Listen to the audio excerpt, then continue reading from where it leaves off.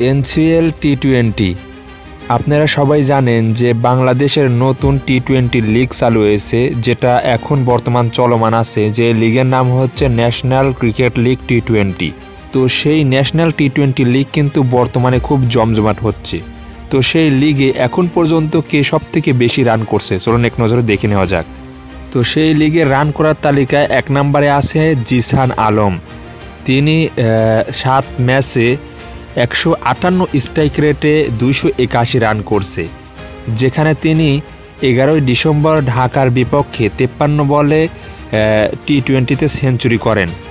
আর 12 December চট্টগ্রামের বিপক্ষে তিনি 1 বলে ডাক মারেন, মানে সেদিন কোনো রান করতে পারেন না।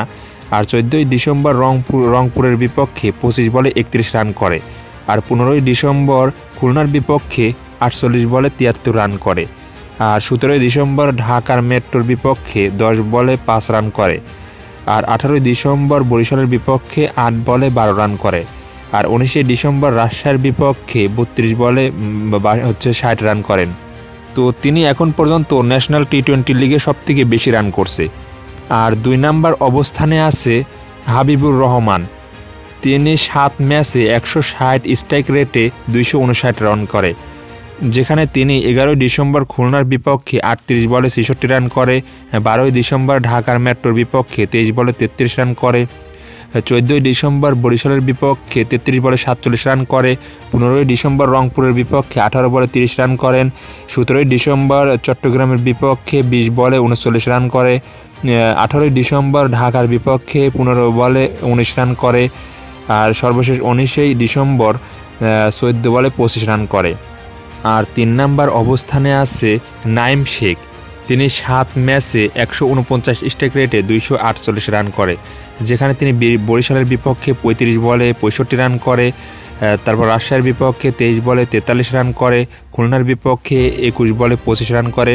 ঢাকার বিপক্ষে 54 বলে 69 রান করে। সিলেটের বিপক্ষে 8 বলে 17 রান করে। রংপুরের বিপক্ষে 13 বলে 60 রান করে। আর চট্টগ্রামের বিপক্ষে 12 বলে 22 রান করে। আর চতুর্থ অবস্থানে রয়েছে তৌফিক খান তুষার। তিনি 11 ডিসেম্বর ঢাকার বিপক্ষে 17 বলে 29 রান করে। তারপর চট্টগ্রামের বিপক্ষে 36 বলে 76 রান করে। তারপরে রংপুরের বিপক্ষে 16 বলে 12 রান করে। তারপরে খুলনার বিপক্ষে 28 বলে 24 রান করে। ঢাকা মেট্রোর বিপক্ষে 26 বলে 28 রান করে। বরিশালের বিপক্ষে 13 বলে 21 রান করে। আর রাজশাহীর বিপক্ষে 5 বলে 10 রান করে। আর পঞ্চম স্থানে রয়েছে সাব্বির হোসেন। তিনি 11 ডিসেম্বর খুলনার বিপক্ষে 23 বলে 28 রান করে।